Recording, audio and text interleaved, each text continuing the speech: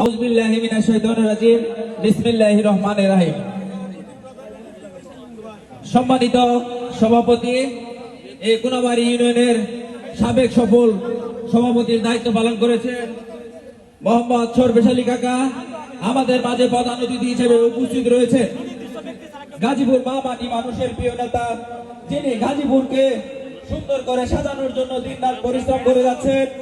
গাজীপুরে এক আসন থেকে বারবার নির্বাচিত সংসদ সদস্য, সকলের শ্রদ্ধাভাজন, বাংলাদেশের মন্ত্রী পরিষদের ক্যাবিনেটের 1 নম্বর মন্ত্রী, মাননীয় প্রধানমন্ত্রী জননেত্রী শেখ হাসিনার অন্তত আস্থাভাজন, আমাদের সকলের প্রিয় আলহাজ অ্যাডভোকেট আকম মোজাম্মেল হক এমপি।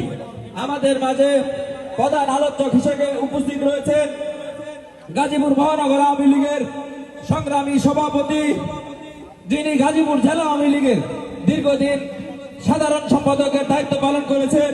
গাজীপুর টঙ্গী পৌরসভা থেকে বারবার নির্বাচিত সাবেক মেয়র জনাব আলহাজ অ্যাডভোকেট আজমতুল্লাহ খান সাহেব।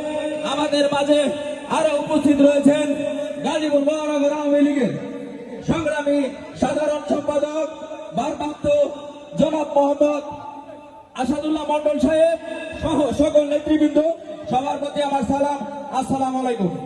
আমি শুধু বলবো, আমাদের কোনাবাড়িতে 2010 সালে ছাত্রলীগের সম্মেলন হয়েছিল, এখনো আমাদের কমিটি হয়নি। আজকে আমরা অন্তত ভাগ্যবান এবং সাফল্যমণ্ডিত যে আমাদের সকল গাজীপুরের যারা আওয়ামী পরিবারের একমাত্র অভিভাবক, তাদেরকে সবাইকে একসাথে পেয়েছি।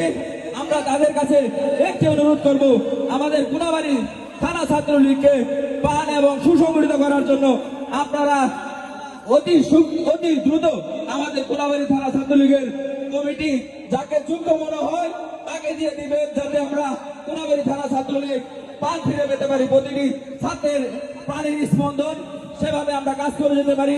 এই আশাবাদ ব্যক্ত করে আপনাদের সকলের সুস্বাস্থ্য কামনা করে মাননীয় প্রধানমন্ত্রীর জন্য দোয়া আছে, আজকের অনুষ্ঠানে প্রধান অতিথির জন্য দোয়া আছে।